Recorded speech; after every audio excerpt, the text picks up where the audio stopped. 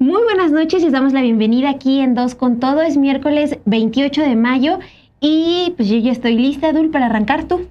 Lista, Mon. Pues el día de hoy, por cierto, culmina el periodo de campañas de la elección judicial y también las elecciones de Veracruz y Durango. Es decir, a partir de mañana los medios vamos a tener que estar en veda. Tener cuidado con lo que se publica. Y pues nos estamos preparando para esta elección inédita del Poder Judicial, Dul. Vamos primero a adelantarles de qué les hablaremos el día de hoy aquí en Dos con Todo. Hay información sobre Donald Trump. Un tribunal federal confirmó que el presidente estadounidense se excedió al imponer aranceles recíprocos a México. Eso es lo que nos toca directamente. Y también hay información acerca del empresario Elon Musk. Hoy anuncia que deja el gobierno de Donald Trump. Les tenemos más detalles. Dos noticias negativas para la administración de Donald Trump. Y en el con todo, pues precisamente en unas horas empieza la veda electoral, entonces les hablaremos sobre los famosos acordeones que se están repartiendo, al menos a nivel denuncia. Ya se sabe que en la Ciudad de México y en Nuevo León, por parte de funcionarios públicos de ambos gobiernos y por parte de partidos políticos, lo cual está expresamente prohibido por la reforma judicial. Pues va a estar, como siempre, muy bueno. Una breve pausa y arrancamos. Sean bienvenidos.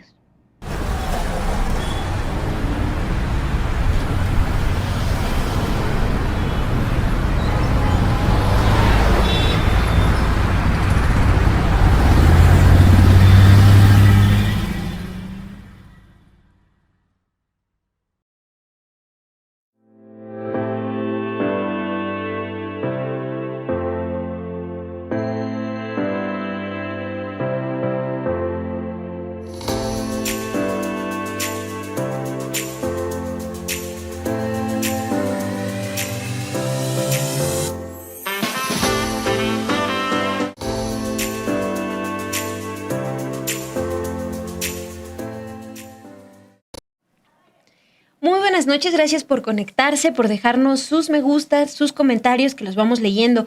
Aquí Olga Aguiluz nos dice: saludos, que cada persona haga su propia lista para votar por magistrados y jueces. Bueno, este llamado es importante porque justamente el con todo que les preparamos el día de hoy, pues habla de eso, de estos acordeones que se han compartido, y pues aquí el llamado que nos dejan en el chat es a que cada quien pues vaya decidiendo por quién votar este domingo 1 de junio.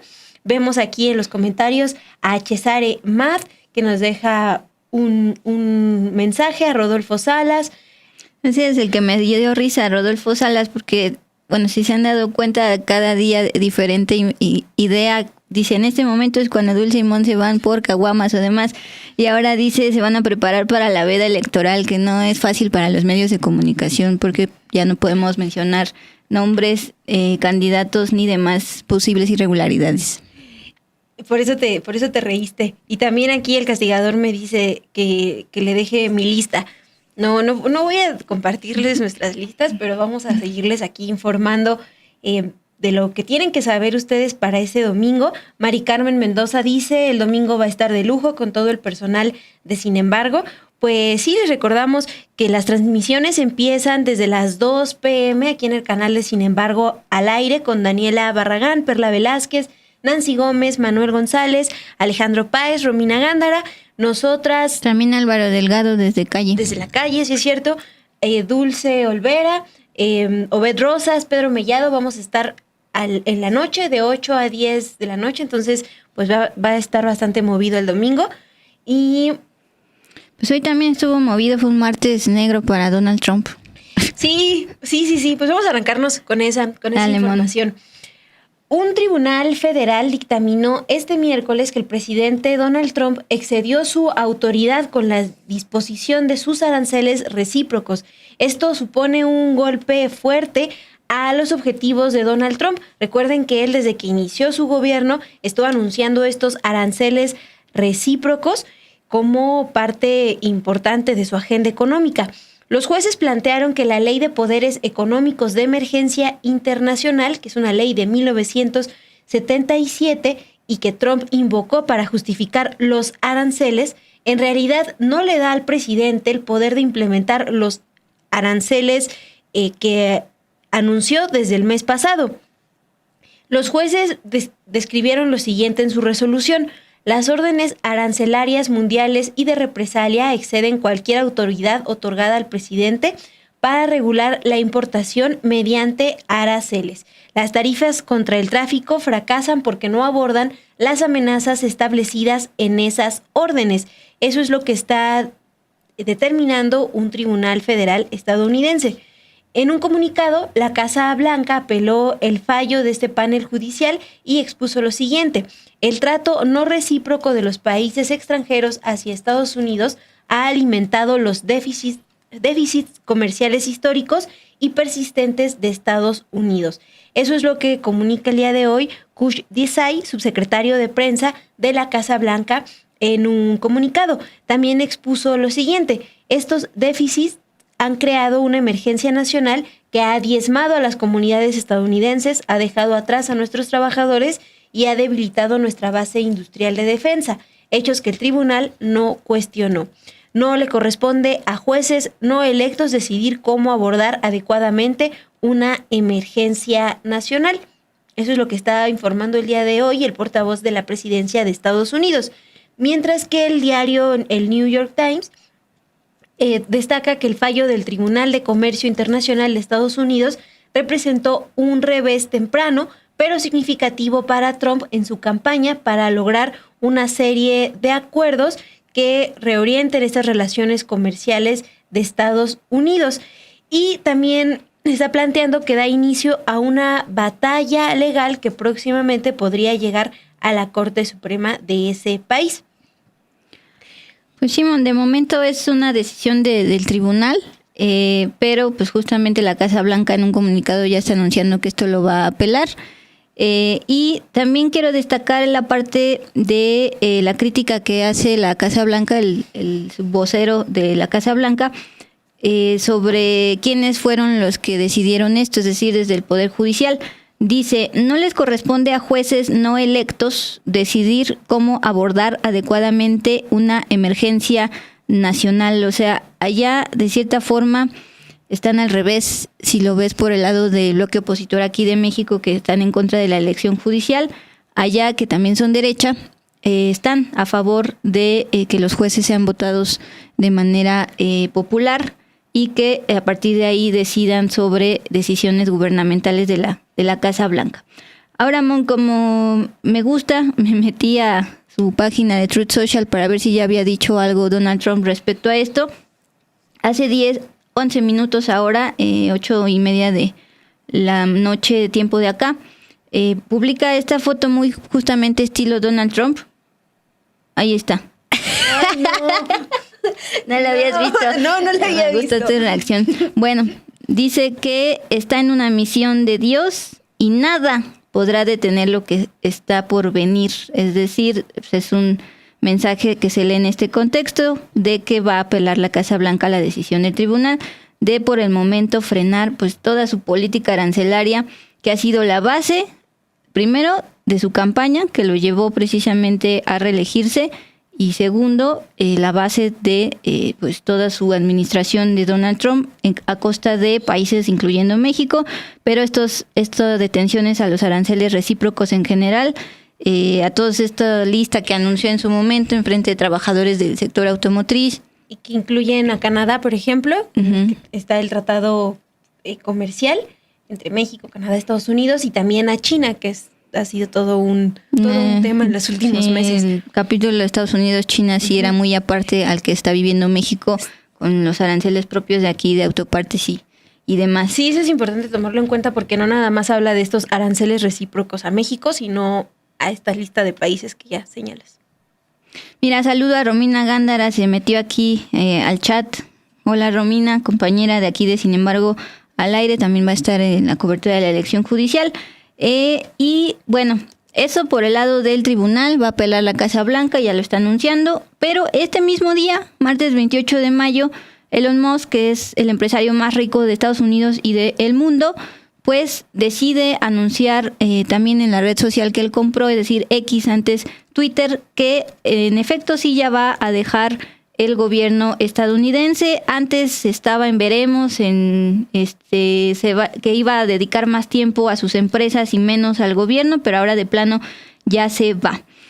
Fue un breve mensaje, dice: a medida que mi periodo programado como empleado especial del gobierno llega a su fin, me gustaría agradecer al presidente Donald Trump por la oportunidad de reducir el gasto innecesario. Acuérdense que ese era su objetivo primordial. Se le abrió una oficina especial para esto, llamada DOG, y dice: la misión solo se fortalecerá con el tiempo a medida que se convierte en una forma de vida en todo el gobierno. Así lo escribió. Este mensaje de despedida de Musk se da horas después de que se reveló el adelanto de una entrevista que se va a transmitir el próximo domingo 1 de junio en la cadena CBS, que ya olía a ruptura. Musk avivó las críticas del Partido Republicano contra su multimillonaria agenda de impuestos y gastos. Dijo que la medida actual no logró reducir el déficit federal, haciéndose eco de que las quejas de las facciones más radicales tanto en la Cámara de Representantes como en el Senado. Es decir, esto ya estaba grabado, se va a transmitir hasta el domingo, pero ya se sabe en la Casa Blanca que Musk, empresario y entonces todavía trabajador del gobierno de Trump, criticó este famoso paquete fiscal que está todavía en el proceso legislativo para aprobarse o no, y que también incluye a México por el tema de las remesas. Recuerden que del 5% se ha logrado reducir a 2.5% el gravamen de estas remesas. Bueno, pues así el martes del presidente Donald Trump, y aún así publica esa imagen totalmente real, que se ve muy real, él saliendo ahí en la calle. Con su gabardina negra y todo. Ay, sí, pues llamó la atención este mensaje que da Elon Musk. Y pues estamos pendientes también de esta entrevista que se va a publicar el domingo 1 de junio. Hay más información sobre Estados Unidos y los planes que tiene, particularmente con estudiantes.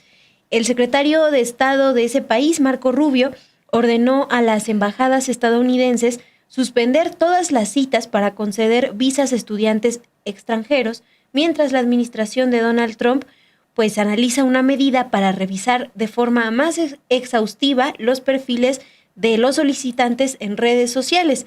En un escrito citado desde ayer por medios como Bloomberg y agencias internacionales como la Associated Press y Europa Press, el secretario de Estado señaló lo siguiente: con efecto inmediato, al prepararse la ampliación de la revisión y verificación de antecedentes en redes sociales, las secciones consulares no deberían añadir más citas para visados de estudiantes o visitantes de intercambio hasta emitirse nuevas directrices. Eso es lo que está anunciando el secretario de Estado, Marco Rubio. Un funcionario habló bajo condición de anonimato con la agencia AP y expuso que esta medida sería temporal y no aplica a quienes ya tenían sus entrevistas programadas. Desde ayer, el portal Político fue el primer medio en informar sobre esta medida, y durante una conferencia de prensa, la portavoz del Departamento de Estado, Tammy Bruce, respondió que Estados Unidos está utilizando todos los recursos disponibles para revisar los antecedentes de los solicitantes de visas. Expuso: seguiremos utilizando todas las herramientas que podamos para evaluar quiénes son las personas que llegan, ya sean estudiantes o de otro tipo. Y este anuncio llega días después de que la administración de Donald Trump intentó prohibir pues matricular a estudiantes extranjeros en la Universidad de Harvard. Recuerden que la ha acusado de conductas proterroristas porque varios de sus estudiantes se han pronunciado a favor de la causa palestina, pero un tribunal federal frenó justamente esta orden, particularmente para la Universidad de Harvard. Aún así, pues vemos este anuncio que está haciendo el secretario de Estado estadounidense, Marco Rubio, para suspender por el momento las visas de estudiantes. Pues con esto terminamos el bloque de la administración de Donald Trump. Hay dos comentarios al respecto. Uno, serio, que dice Gerardo Meléndez: ya está fuera de control, es decir, Donald Trump. ¿De verdad se siente enviado divino? Pues ahí veíamos su fotografía. Su locura es peligrosa por el poder que tiene en sus manos. Y por el lado de Yoyis Eli, dice Donald Trump, así le pone, que Dios lo guarde y se le olvide dónde. Alicia Torres también comentó: creo que Trump va a ir perdiendo seguidores poco a poco, porque subió, pero ya va para abajo. Bueno, hace unas semanas, sí les informamos, ¿no? De estas encuestas que no mostraban que le estaba yendo bien con la cuestión de la popularidad. Bueno, es parte de los comentarios que ustedes nos dejan aquí en el chat. Gracias. Sí, le está bajando su aprobación ciudadana. Bueno, ahora nos pasamos aquí a México porque una vez más la Coordinadora Nacional de Trabajadores de la Educación, mejor conocida como CENTE, con C, pues volvieron a hacer bastantes bloqueos viales en la Ciudad de México. Desde ayer ya se estaba pues promocionando que a partir de las 10 de la mañana iba a ser bloqueos viales con muchísimas maestros, cientos de maestros en cada zona de vías bastante importantes, por ejemplo, Insurgentes y Reforma, y otros puntos en Reforma, Circuito Interior y demás. Este dato de que cientos de personas, me sorprendió que la Secretaría de Seguridad aquí de la Ciudad de México emitiera un tuit justamente detallando el número de maestros que había en cada punto esta tarde.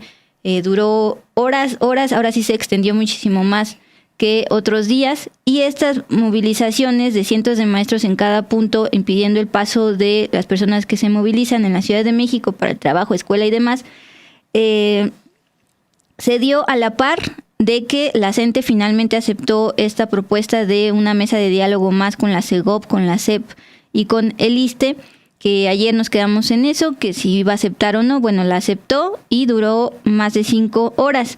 Voy a decirles primero la interpretación de estas mesas de diálogo por parte del gobierno y posteriormente vamos a ver la interpretación de los profesores. Bueno, la secretaria de Gobernación, Rosa Isela Rodríguez, el secretario de Educación Pública, Mario Delgado, y también el director del ISSSTE, Martí Batres, estuvieron presentes en esta mesa de diálogo, y el gobierno federal mandó un comunicado con esta interpretación del gobierno. A las 7:28 p.m. la Secretaría de Gobernación informó que les presentaron a los docentes una nueva propuesta de la presidenta Claudia Sheinbaum para mejorar las condiciones de las pensiones del ISSSTE. Desde ayer ya la CEGOV estaba ofreciéndoles en un cofre a los profesores que aceptaran el congelamiento de jubilaciones. Hoy los profesores agregan un detalle, ahorita vamos con eso, pero es justamente la manera en que el gobierno lo está comunicando. Es una nueva propuesta de la presidenta Claudia Sheinbaum para mejorar las condiciones de las pensiones del ISSSTE. También detalló en este comunicado que les propusieron instalar un colectivo interdisciplinario para mejorar el sistema de pensiones. Acuérdense que todo este caos vial y demás está en torno al sistema de pensiones, que ahora es a través de las AFORES a partir de la ley de Calderón. También les propusieron organizar comisiones tripartitas con autoridades federales y estatales para revisar estas problemáticas. Es curioso que sea justo tripartita porque las AFORES también son tripartitas. Un dinero es del trabajador, otro de la empresa para la que trabaja y otro lo abona el gobierno. Bueno, leo el comunicado tal cual. Se reiteró la invitación a la representación sindical para trabajar conjuntamente en una consulta, escuela por escuela, para diseñar las nuevas reglas para el ingreso, promoción y reconocimiento de los profesores a fin de eliminar la unidad del sistema para la carrera de las maestras y maestros. Bueno, de acuerdo con la CEGOV, mantienen la apertura a dialogar, y también dijo que los integrantes de la CENTE recibieron la propuesta presidencial y la revisarán. En efecto, esto fue anunciado en la noche, pero la reunión había sido por la tarde, a la par de todos los bloqueos viales. A las 5 de la tarde, la CENTE ofreció una rueda de prensa y justamente traían en un folder estos documentos con las propuestas de la CEGOV. ¿Qué van a hacer? La van a consultar con la base magisterial y en unas próximas horas, mañana, se verá cuál es la decisión, pero por las declaraciones que dieron los voceros se entiende que no las van a aceptar y que van a continuar con las movilizaciones. Miren, por ejemplo, Jenny Araceli Pérez, que es la secretaria general de la sección 22 de la CENTE en Oaxaca, que ha estado siendo una de las principales voceras en este movimiento, aseguró que las propuestas de la CEGOV son paliativas, ese fue el calificativo que utilizó, y entonces siguen beneficiando a las empresas privadas, mejor conocidas como AFORES, que se benefician del salario de los trabajadores. También rechazó que la CENTE sea de derecha, como se ha señalado últimamente, y informó que van a someter a consulta precisamente estas propuestas presentadas por la CEGOV, la SEP, el ISSSTE y demás. Antes de irnos a escuchar precisamente lo que dice la vocera, Otra profesora cuestionó esta propuesta que da el gobierno federal a los profesores de la CENTE. Hablan de que los compañeros pueden elegir regresar al 10º transitorio, pero esto solo aplica para aquellas compañeras y compañeros que no firmaron pasarse a las cuentas individuales, es decir, a las Afores, es decir, aquellos que ingresaron antes del 1 de abril en 2007. Entonces, eso no es ninguna respuesta favorable. Después, un profesor tocó un punto que también es muy interesante y que no hemos abordado con una lupa, es decir, las Afores y todas las ganancias que tienen estas empresas. En primera, ubiquen alguna de las Afores, de las que más generan dinero con nuestros salarios. Bueno, en el caso del ISSSTE, los salarios de los trabajadores de la función pública. La Afore Azteca, sí, de Ricardo Salinas Pliego, 17 millones de cuentas. Coppel, otras 11.8 millones. Banamex, uno de los principales bancos, 8.9 millones de cuentas. Profuturo GNP, de la familia Balleres, del finado Alberto Balleres, uno de los empresarios más ricos de México en su momento, 8.1 millones de cuentas. Estas son las empresas, las Afores, que están teniendo parte de nuestro salario para nuestra jubilación y teniendo tanto dinero, lo invierte y dieron el dato. Controlan 7.2 billones de pesos, con B, miles de millones de pesos, equivalente al 20% del PIB, es la información que dan hoy la CENTE. Entonces, sí hay que poner bajo la lupa este tema de las ganancias de las Afores. De hecho, este profesor compartió que a lo largo de esta mesa con la Segovi y demás, le plantearon al gobierno. Este gobierno tiene que definir si está a favor de las Afores, el capital que generan billones de pesos, o del lado de los trabajadores. Escuchemos pues a la vocera de la sección 22 de Oaxaca compartirnos a lo que llegaron en este acuerdo, o no acuerdo, más bien en estos diálogos de más de 5 horas. Hoy queremos dirigirnos a la sociedad porque desde el 15 de mayo tenemos un plantón instalado en la Ciudad de México. Queremos dirigirnos a nuestros padres, a nuestras madres de familia y a nuestras autoridades educativas. Hoy hemos mostrado voluntad política de parte de la Coordinadora Nacional de Trabajadores de la Educación al asistir a esta mesa donde se encontró la secretaria de Gobernación Rosa Isela, el secretario de Educación Pública Mario Delgado, el director general del ISSSTE Martí Batres, un integrante de la Secretaría de Hacienda. Queremos ser claros y enfáticos. Nuestra demanda central en estos momentos es la abrogación de la ley del ISSSTE del 2007. No demandamos una semana más de vacaciones, no demandamos letras doradas en el Senado. Hoy exigimos una jubilación digna para los trabajadores del Estado. Y tenemos una respuesta de parte del gobierno federal, que en su amplitud no abroga la ley del ISSSTE del 2007. Como lo hemos declarado en diferentes ocasiones, únicamente nos dan paliativos para los trabajadores que han cumplido con su labor y que merecen ya una jubilación digna. El planteamiento que hace el gobierno federal es el que ya conocíamos sobre la jubilación para todos los trabajadores que se encuentran en el 10º transitorio, congelar la edad, 56 años para mujeres, 58 años para hombres, con un agregado que cada 3 años se estaría reduciendo 1 año más de edad para que se puedan jubilar entonces en el 2028 con 57 años y 55 años respectivamente. Esta respuesta abarcaría hasta el año 2038. Desde luego, como lo hemos declarado en la mesa con los funcionarios, no resuelve la demanda central, que es la abrogación de la ley del ISSSTE y la eliminación de la tabla que nos impuso el nefasto Felipe Calderón en 2007. Respecto a las cuentas individuales, no hay una respuesta puntual a quienes están condenando a que trabajen 65 años. En este sentido, Hay 5 ejes que tiene este documento que nos han entregado y que va a ir a consulta a las bases. Como representantes, como integrantes de la Comisión Nacional Única de Negociación, vimos el debate, vimos los argumentos del por qué el gobierno que se hace llamar de la Cuarta Transformación sigue beneficiando a las 9 empresas privadas que tienen el control de los recursos de los trabajadores. Estas AFORES que sin poner ni un solo peso se están beneficiando a costa del salario de los trabajadores. No entendemos y no concebimos cómo este gobierno que se hace llamar del pueblo se olvida de que el magisterio es pueblo. Bueno, pues en las próximas horas o mañana se verá si aceptan estos nuevos ajustes, lo que exponía la profesora, este tema de que ya se había hablado del congelamiento de las jubilaciones, pero se le agrega lo siguiente, que cada 3 años se estaría reduciendo 1 año más de edad para que se puedan jubilar, de manera que en el 2028 ya desde los 57 años y 55 años, mujeres, hombres respectivamente, se puedan empezar a jubilar. Pero además de la edad, pues están también como tal exigiendo la abrogación de la ley del ISSSTE 2007, es decir, meterse directamente con las AFORES.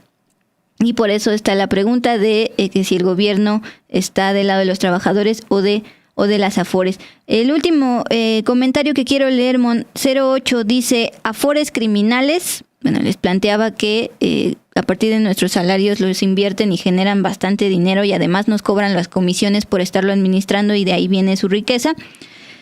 Se requiere, sí son criminales, pero se requiere acciones fuera del golpismo y la desestabilización, no el chantaje barato y la amenaza a la próxima elección judicial. Ahí está justo el balance de lo que está pasando estos últimos días en torno a la CENTE, el sistema de pensiones ya roto y la elección judicial. ¿Qué días? Sí, a días, y que justamente ayer les informábamos aquí que dentro de la CENTE pues están diciendo que no hay un consenso de si protestar justamente en contra de estas elecciones o enfocarse en la cuestión de los de eliminar esta ley del ISSSTE, pues es parte, ¿no?, de este grupo también tan grande a nivel nacional, Lul. Y vamos ahora, si te parece, con información de la Conagua.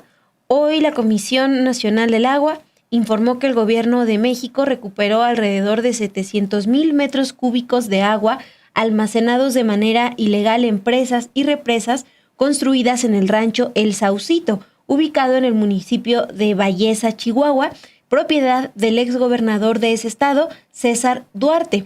Efraín Morales, director de la Conagua, detalló durante la conferencia matutina de la presidenta Claudia Sheinbaum que la recuperación del agua se logró después de la demolición de una presa ilegal y el aseguramiento de pozos que fueron construidos irregularmente durante la administración de César Duarte.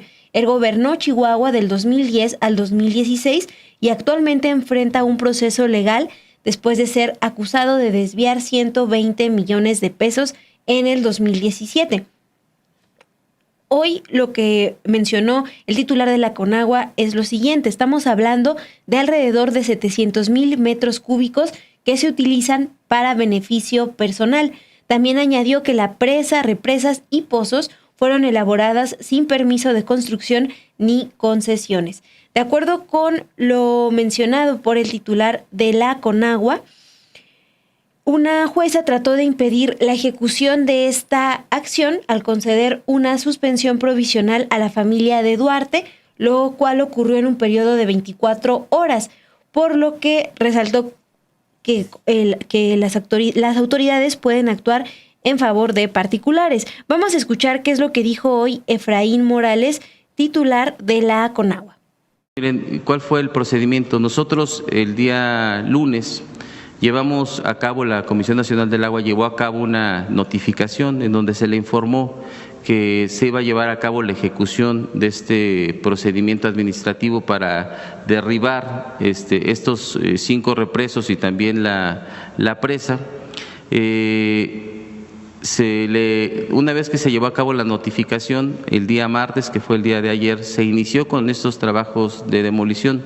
Pero, ¿qué creen que es lo que ocurrió?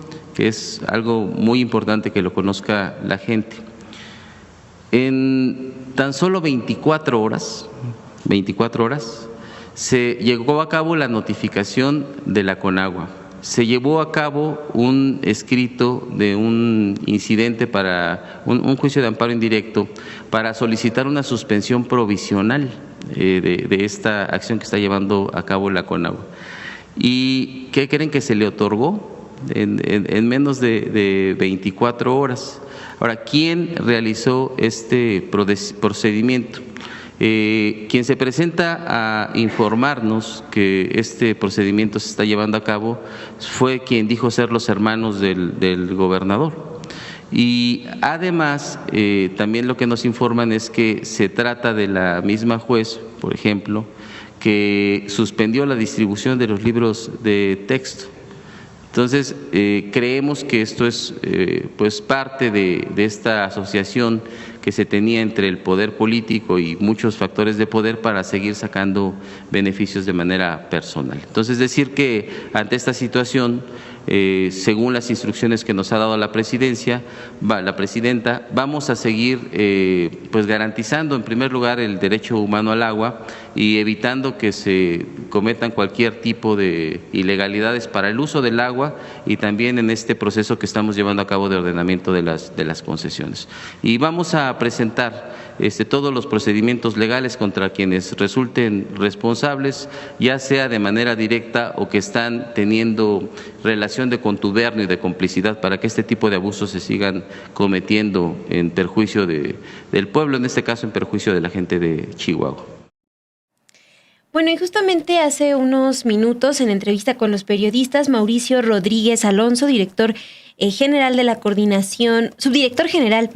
de Administración de la Conagua, explicó que ya las autoridades habían tratado de liberar esta agua que tiene acaparada la familia Duarte, pero promovió un recurso y fue la jueza Maday Soto quien en cuestión de horas ordenó a la Conagua detener estos trabajos para liberar el agua. El funcionario también dijo que lo que se está haciendo es ganar tiempo, pero que el agua tendrá que ser liberada. Nada más les doy esa información para que al finalizar aquí Dos con Todo puedan ver la entrevista completa en el canal de Sin embargo al aire. Y pues nos seguimos, Dul, con esta información, ya cuestiones más, temas políticos. Sí, bueno, nada más agregar de este tema de la Conagua. Desde ayer, dos medios locales estaban informando que justamente el lunes el ex superdelegado, ahora senador de Morena por Chihuahua, Juan Carlos Loera, fue quien se reunió en privado con el titular de Conagua, le entregó un informe técnico de un montón de irregularidades en Chihuahua y a partir de ahí es que justamente se van a destruir estas represas y presa de uno de los ranchos de César Duarte. Bueno, pues los próximos días traeremos más información al respecto porque en Chihuahua verdaderamente hay todo un caos en cuanto a irregularidades de concesiones. Mientras tanto, estoy viendo una nueva función del chat que es, por ejemplo, en Canizales le sale una coronita y le dice número 2. Al parecer, YouTube está experimentando con esto de ranking de la comunidad. Yo supongo quien comente más. Como estamos en la misma liga que el programa de los periodistas, aparecen pues usuarios que comentan más a los periodistas, pero también aquí sale Canizales y Federico García que están presentes en Dos con Todo. También, por ejemplo, no sé si a los usuarios, sí, no les sale a todos, porque yo no estoy arrobada en Sin embargo al aire. Federico García, Dolores Alem también comenta aquí en el Dos con Todo, el Master of Puppets. Entonces es una nueva función que me llamó la atención. Y si se genera en superchats, mujer. Pues a ver si sí. Bueno, pues ya no hago más tiempo porque todavía nos falta el con todo respecto a la elección judicial antes de que empiece la veda electoral. Hablemos del caso del diputado Ricardo Monreal y la ahora presidenta Claudia Sheinbaum. Bueno, pues las dos partes hablaron sobre pues un tema interno que hubo entre ellos, unas diferencias, de acuerdo con las dos voces, es decir, el diputado y la presidenta y el diputado, eso ya está superado. La presidenta Claudia Sheinbaum defendió la labor que ha hecho el coordinador de diputados de Morena, Ricardo Monreal, como parte de la denominada Cuarta Transformación, y desestimó las recientes declaraciones de la exalcaldesa de Cuauhtémoc, Sandra Cuevas, dichas en entrevista con los periodistas. Durante su conferencia matutina del día de hoy, la presidenta fue cuestionada precisamente sobre las declaraciones de la exalcaldesa Sandra Cuevas, en la cual señala directamente a Ricardo Monreal básicamente de traidor, de haber utilizado a los alcaldes de la oposición para orquestar toda una campaña de golpeteo en contra de Claudia Sheinbaum, entonces candidata a la jefatura de gobierno de la Ciudad de México y luego candidata a la presidencia. Al respecto, la ahora presidenta, comentó que Monreal trabaja de manera muy importante para el movimiento. Esto dijo la doctora el día de hoy. ¿Yo tuve diferencias con Ricardo Monreal? Pues sí tuve mis diferencias, pero hoy estamos jalando parejo para avanzar en la transformación del país y siempre hemos jalado parejo para eso, porque puede haber diferencias en su momento, pero nunca en lo más importante, que es la transformación de México, es decir, apeló a su discurso de la unidad. Sobre la entrevista que ofreció Sandra Cuevas a Sin Embargo, y que por cierto ha estado circulando ya más allá de Sin Embargo, hay bastantes recortes en redes sociales, se viralizó, está en TikTok y demás. La presidenta dijo no tener ningún comentario al respecto, a su vez, sobre todo de la persona, es decir, de Sandra Cuevas. A su vez acusó de apostar a la derecha y al conservadurismo a aquellas personas que buscan una división en el Movimiento de Regeneración Nacional. Eso por el lado de la presidenta, muy temprano desde Palacio Nacional. Por la tarde hubo una rueda de prensa del propio diputado Ricardo Monreal para hablar al respecto. Ahí aseguró que las diferencias con Sheinbaum, entonces candidata a la jefatura de gobierno de la Ciudad de México, y luego, recuerden este proceso interno dentro de Morena para elegir a la candidata presidencial, en ese tiempo las diferencias, literal dijo, era un tema interno. Vamos a escuchar la respuesta del diputado Monreal sobre estas diferencias que se tuvieron y que de acuerdo con la presidenta y con él ya es cosa del pasado, y volvemos con todo sobre los acordeones en la elección judicial. Y que ella resultó en la encuesta favorecida y después como jefa de gobierno. No era sino un tema interno superado ya desde hace tiempo, y que ahora yo estoy claro en el lugar donde me debo de ubicar. Primero, decirles que se superó desde hace ya tiempo, cuando ella ganó la encuesta para candidata a la presidenta de la República. Fui el primero en sumarme a su campaña. Me allané a la decisión de los mexicanos y las mexicanas en la encuesta.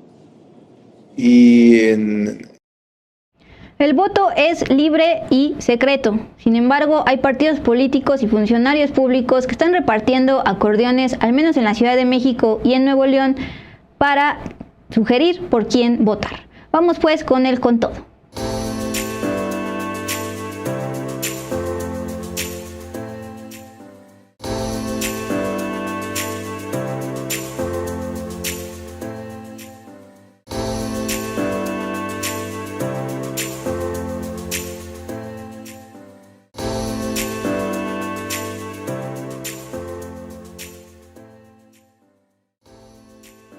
Bueno, estamos a unos días de la elección judicial. Tuvieron que pasar muchísimas cosas para llegar a ello, incluyendo pues todo un desastre en el Congreso para su aprobación, luego la lluvia de suspensiones y demás. Bueno, estamos a unos días y ya en unas horas empieza la veda electoral. Es por eso que todavía podemos hablar al respecto. Si por favor Lluvia Hernández puede empezar a pasar en pantalla precisamente ejemplos de estos acordeones que se están repartiendo en calles de la alcaldía Miguel Hidalgo, por ejemplo, pero que también se han repartido en calles de Nuevo León. por parte de funcionarios. Bueno, justamente en la semana previa a la elección judicial, los ciudadanos han recibido acordeones que plantean votar por específicos candidatos a juzgadores, tanto a nivel local como a nivel federal. Algunos de los nombres son cercanos a políticos de oposición, particularmente del PAN o de Movimiento Ciudadano. Insistir que los partidos políticos no podían meterse en esta elección judicial de acuerdo con la norma constitucional. Del PAN y del Movimiento Ciudadano, pero otros cuantos también del gobierno federal afines a la 4T. Y otro bloque de aspirantes que su nombre aparece en estos acordeones y que se han deslindado. La consejera electoral Dania Rabel detalló que ya se abrieron 2 procedimientos especiales sancionadores por denuncias de casos de reparto de acordeones, una en Nuevo León y otra denuncia en la Ciudad de México. Además de los procedimientos sancionadores, también abrieron cuadernos auxiliares precisamente por candidatos, al menos 3, que se han deslindado de esos acordeones. Es decir, aparece su nombre y ellos dicen yo no tengo nada que ver con eso.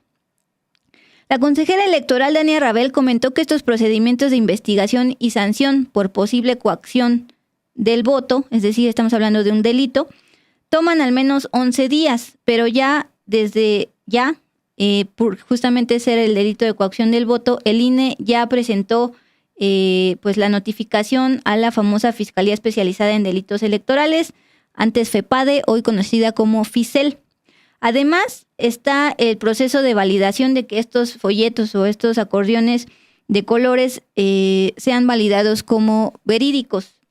Eso lo tiene que revisar el Tribunal Electoral del Poder Judicial de la Federación, de acuerdo con el INE. Desde ayer, justamente, el INE emitió un comunicado para informar sobre estos procesos sancionadores. Bueno, hablemos de ejemplos. En la Ciudad de México, personal de participación ciudadana de la alcaldía Miguel Hidalgo, bajo gestión de Mauricio Tabe, panista, entregó acordeones para candidatos a juzgadores locales.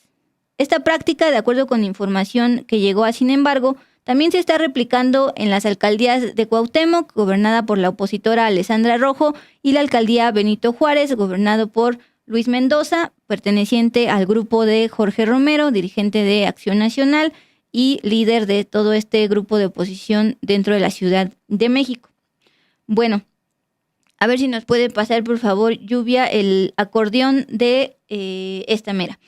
Bueno, en la boleta verde, y estamos viendo la azul, la verde, enfóquense en la verde, es justamente para que el ciudadano habitante de la Miguel Hidalgo escoja su juez de la Ciudad de México, particularmente en el distrito de Miguel Hidalgo y Azcapotzalco. En las boletas reales que el INE les va a repartir el próximo 1 de junio, obviamente no va a aparecer llenado con los números. Ustedes, en su voto libre y secreto, van a ser quienes van a poner los números a partir de los candidatos que ustedes decidan y no que les digan a partir de este acordeón. Bueno, en este acordeón se está proponiendo votar por las opciones 01, 03, 09 y 11 entre la columna de las candidatas mujeres. Recuerden que va a ser una columna para mujeres y otra para hombres. La 03 se llama Carla Yolanda Cabello Vázquez. Ella es una abogada cercana al alcalde de Miguel Hidalgo, Mauricio Tabe, conocido como ser uno de los principales panistas del bloque opositor aquí en la Ciudad de México. Carla Yolanda Cabello Vázquez contiende para ser jueza de lo familiar y hasta marzo de 2025, de acuerdo con un documento, era subdirectora de calificación de infracciones de la alcaldía Miguel Hidalgo, bastante cercana a Tabe. Pero también no solo se están reportando acordeones para cargos locales, es decir, aquí en la Ciudad de México, sino también a nivel nacional. Creo que una de las boletas más reconocidas es la amarilla. Lo digo porque fue de las primeras que se empezó a circular como modelo y que ahora ya es un hecho, ya se imprimió y demás. Esta boleta amarilla es para jueces de distrito a nivel federal. No, ese es verde. A ver si puedes... Ah, no, sí. No, ya soy daltónica. No, es amarilla, pero ahí yo la estoy viendo verde. Bueno, justamente en la boleta amarilla para jueces se propone votar por la opción 29, incluyendo a Yamil Villalba Villarreal. Bueno, la opción 29, Yamil Villalba Villarreal, es trabajador de la ponencia de la consejera de la Judicatura Federal, la magistrada Lilia Mónica López Benítez. Recuerden que actualmente el Poder Judicial se compone por varios brazos. La Consejería de la Judicatura Federal está compuesta por magistrados. Ustedes ubican sobre todo a Celia Maya, por ejemplo, la magistrada Celia Maya. Bueno, la magistrada Lilia Mónica López Benítez también forma parte de este pleno del Consejo de la Judicatura Federal y tal vez le suene el nombre porque ella, junto con la ministra presidenta Norma Piña, fueron las únicas dos integrantes de este Consejo de la Judicatura Federal que estaban votando a favor de que continuara el paro de trabajadores del Poder Judicial en contra de la reforma judicial, algo que pasó mucho a finales de año. Por eso les decía todo lo que ha pasado para llegar a esto y tanto para que la gente ahí ande. Pero bueno, ese es otro tema. En ese mismo acordeón, impulsado por la alcaldía de Mauricio Tabe, panista de Miguel Hidalgo, pero para el cargo de magistrados de circuito se propone votar por Víctor Manuel Rocha Mercado. Él es secretario de estudio en la ponencia del ministro Juan Luis González Alcántara Carrancá. Este ministro también le suena en torno a la elección judicial. Ustedes recordarán aquel 5 de noviembre del año 2024, cuando el Pleno de la Suprema Corte sesionó para votar si discutían o no el proyecto de este ministro, Juan Luis González Alcántara Carrancá, para el que trabaja este candidato Víctor Manuel Rocha Mercado. Bueno, el proyecto planteaba básicamente invalidar el voto popular para juzgadores. Acuérdense que al final hubo un ministro dentro del bloque opositor de la Suprema Corte que fue definitorio para que no se lograra la mayoría en el Pleno de la Corte y finalmente no se aprobó discutir este proyecto y pasó ya la luz verde para la elección judicial. Bueno, en esos acordeones, folletos, como quieran llamarlo, sí, en efecto vienen nombres de personas cercanas a políticos de oposición, pero curiosamente en esos mismos acordeones también viene, por ejemplo, no es el otro, por favor, el que es para Tribunal de Disciplina. Para Tribunal de Disciplina, acuérdense que se crea a partir del Consejo de la Judicatura Federal, eso se elimina y ahora se va a hacer el Tribunal de Disciplina que va a sancionar posibles irregularidades de juzgadores. Bueno, justamente en este mismo acordeón donde vemos nombres de personas cercanas a opositores, estamos viendo que se propone votar por personas abiertamente afines a la 4T. Por ejemplo, se propone votar por la actual consejera Celia Maya y el actual consejero Bernardo Batis, bastante afines a la 4T. También votar por Eva Verónica de Gives Zárate, quien fue propuesta por el presidente Andrés Manuel López Obrador en la terna para la Fiscalía General de la República, en el año 2019, y finalmente ganó Alejandro Gertz Manero en aquella terna. Pero de hecho, Eva Verónica de Gives abiertamente es muy, muy cercana al presidente Andrés Manuel López Obrador, lo estuvo apoyando en el movimiento y demás. Y en una entrevista con el Polemón dijo lo siguiente: soy amlista de corazón y si me dicen Chaira, pues soy Chaira también, sí lo soy. Entonces ahí está el contraste. En un mismo acordeón hay candidatos, propuestas de candidatos afines al bloque opositor, pero también al gobierno. Es muy curioso. Bueno, por el lado del gobierno de la Ciudad de México. El día de ayer, martes 27 de mayo, la jefa de gobierno, Clara Brugada, dio una rueda de prensa.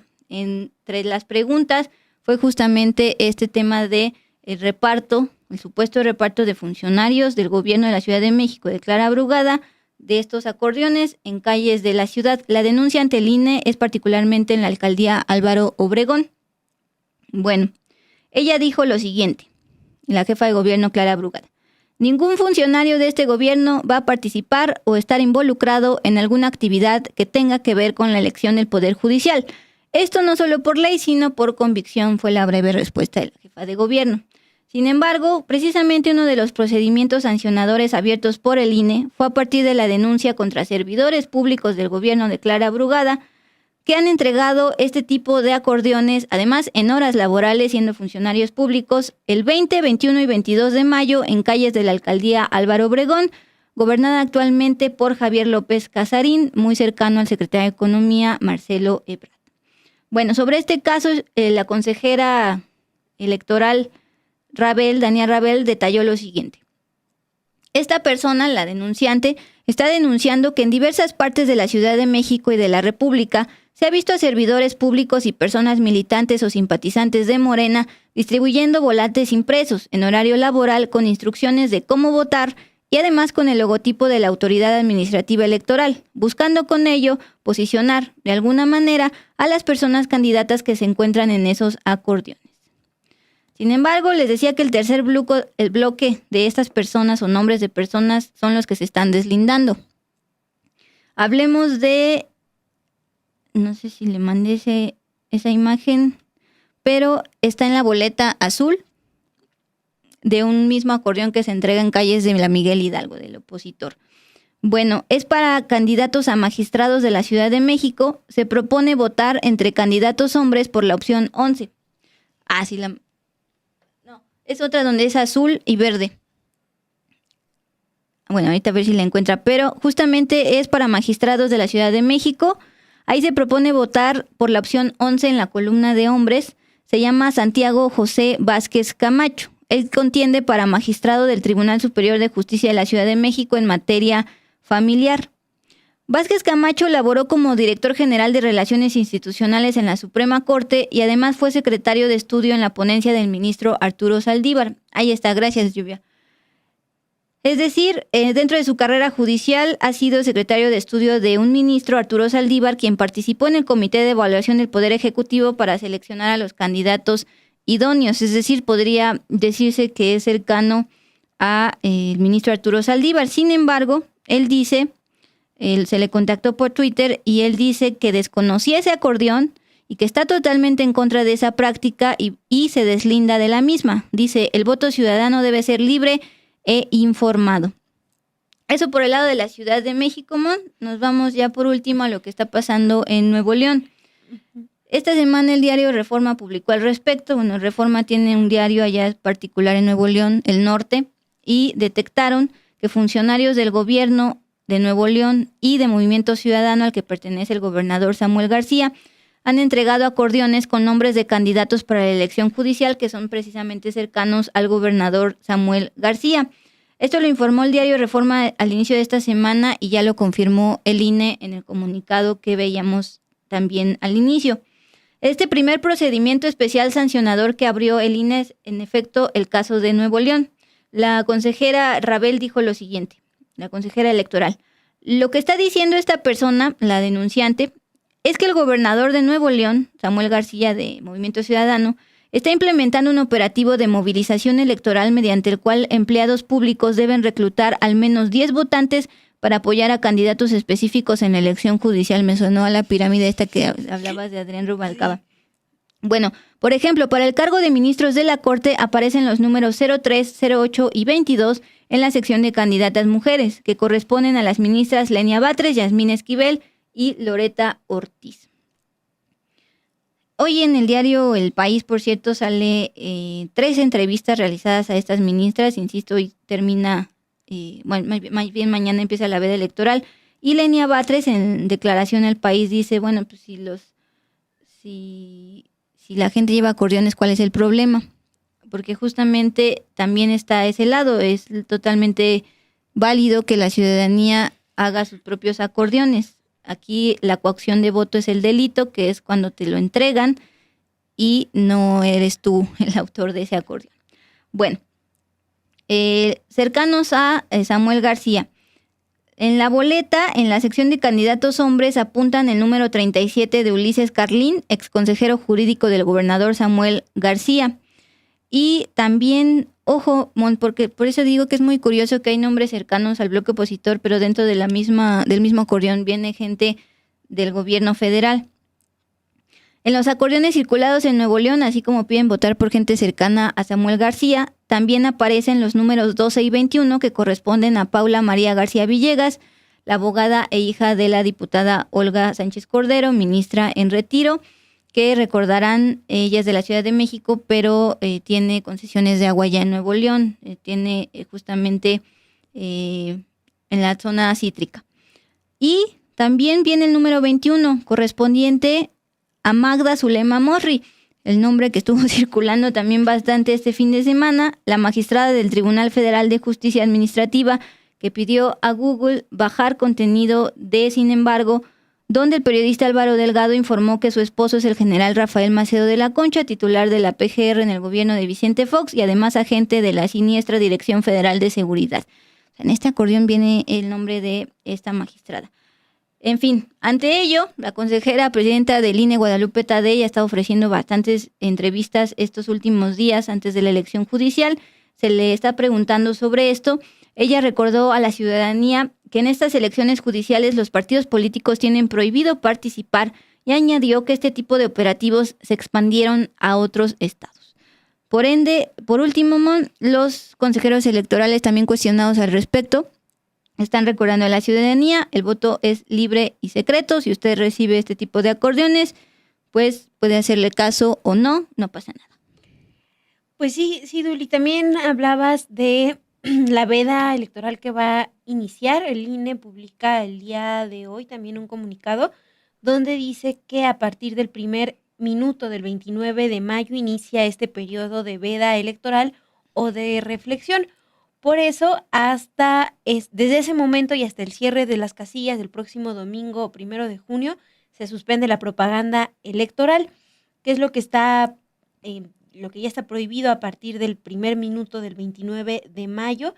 No se permite la celebración y la difusión de reuniones o actos públicos de campaña, de propaganda o de proselitismo electoral. También está prohibido publicar, difundir o dar a conocer por cualquier medio de comunicación los resultados de las encuestas o sondeos de opinión que tengan como fin dar a conocer estas preferencias electorales. Entonces, nada más para recordar lo que contempla esta veda.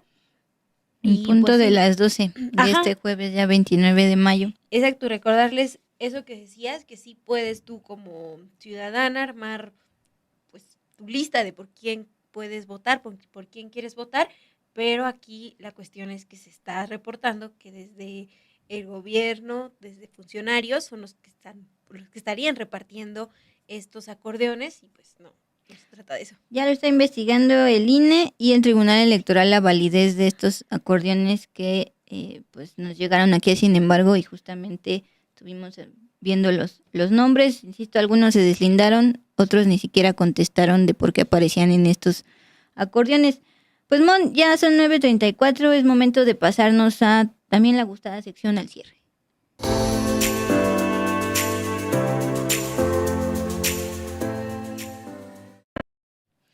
Pues volvamos con esta información que preparamos para ustedes aquí al cierre. Dámaso López Serrano, identificado por autoridades federales de México y de Estados Unidos como Mini-Leak, se declaró culpable en Estados Unidos, esto desde el 13 de diciembre del 2024, ante la jueza Lindsay Bala de la Corte Federal del Distrito Este de Virginia en Estados Unidos. Se declaró culpable de conspiración para distribuir 400 gramos o más de fentanilo. También firmó un nuevo acuerdo de cooperación con la Fiscalía estadounidense. El diario Z detalló que de acuerdo con un documento judicial del caso que se encontraba bajo reserva y fue dado a conocer este 28 de mayo, Dámaso López conspiró para traficar fentanilo en septiembre del 2024 en una de las ciudades del estado de Virginia. Reportó el diario Z que después de negar la libertad bajo fianza de Dámaso López, conocido como el Mini-Leak, la jueza Bala determinó que él representa un alto riesgo de fuga y que no existían condiciones que garantizaran la seguridad de la comunidad en caso de su liberación. La Fiscalía de Estados Unidos también presentó evidencia que incluía intercepciones telefónicas y testimonios de informantes que vinculaban a Dámaso López en operaciones de tráfico de fentanilo desde que residía en Virginia. Hay que recordar que el fiscal general de la República de acá de México, Alejandro Gertz Manero, confirmó desde diciembre del 2024 que solicitaría al gobierno de Estados Unidos la extradición de Dámaso López en Mini-Leak por ser señalado como autor intelectual del homicidio del periodista Javier Valdés Cárdenas, cofundador del seminario Río 12 y corresponsal de La Jornada, quien fue asesinado el 15 de mayo del 2017 en Culiacán, Sinaloa. Durante esa conferencia, la de diciembre del 2024, el fiscal Alejandro Gertz Manero señaló que ya han insistido al gobierno de Estados Unidos en innumerables ocasiones la entrega de Dámaso López, pero por su condición de testigo protegido les había sido negada. Entonces esa es la información que tenemos hoy sobre Dámaso López, quien se declara culpable de tráfico de fentanilo en Estados Unidos y firmó un acuerdo de cooperación con la Fiscalía estadounidense. Moni, antes de irnos, esta información en Jalisco la dio el propio gobernador Pablo Lemus hoy por la mañana en torno a la detención de una persona que traficaba pornografía infantil. El productor de cine para adultos conocido en internet como Alex Marín fue detenido en Puerto Vallarta por trata de personas. El gobernador de Jalisco, Pablo Lemus, lo informó así en un tuit. Quiero compartirles una detención muy importante que realizó la Fiscalía de Jalisco. Acaban de detener en Puerto Vallarta a un productor de películas pornográficas, quien fue denunciado por trata de personas y explotación sexual en contra de una menor de 16 años de edad. La denuncia la presentó los familiares de esta menor. El detenido, identificado como Alejandro N., ahora se encuentra a disposición del juez para que enfrente los cargos en su contra. Alex Marín, les decía, es conocido en el mundo digital por su contenido sexual subido a plataformas de películas para adultos. De acuerdo con las indagatorias realizadas por la Vicefiscalía en Investigación Especializada, precisamente en atención a mujeres, niñas, niños y adolescentes, Alejandro N. inició una relación sentimental y sexual con una adolescente de 16 años, menor de edad. La convenció de que participaran otras personas y que además todo fuera grabado en video durante la relación sexual, de acuerdo con un comunicado de la Fiscalía Estatal. Justamente, al enterarse, los familiares presentaron la denuncia y el día de hoy fue detenido por trata de personas en contra de esta menor de edad, 16 años, allá en Puerto Vallarta, Jalisco. Pues, Mon, todavía no es la veda electoral, pero es momento de irnos. Sí, Dul, ya nos vamos a ir y Calibán nos estaba diciendo que le enviáramos saludos. Le mandamos saludos también a Luis Sandoval, a Alicia Torres, a quienes han estado comentando aquí, Gerardo, Rodolfo, Federico García, gracias por sus comentarios. Y ya veo que te estás riendo, no sé si del comentario de Rodolfo Salas o de quién. Es que otra vez sí es Rodolfo Salas, porque ahora es el número 1 en el ranking de la comunidad. ¿Por qué? No lo sé, voy a estar viendo de qué va este nuevo ranking, pero bueno. Gracias a todos en general, sus likes, sus superchats, sus comentarios, sobre todo su compañía. Y pues ya nos estamos viendo el día de mañana. Ahí recuerden visitar Sin embargo MX también. Por cada nota que le dan clic viene un salario para Mon y para mí, para todos los de Sin embargo. Que estén muy bien y gracias a Ilse García y a Lluvia Hernández aquí en producción. Nos vemos, descansen.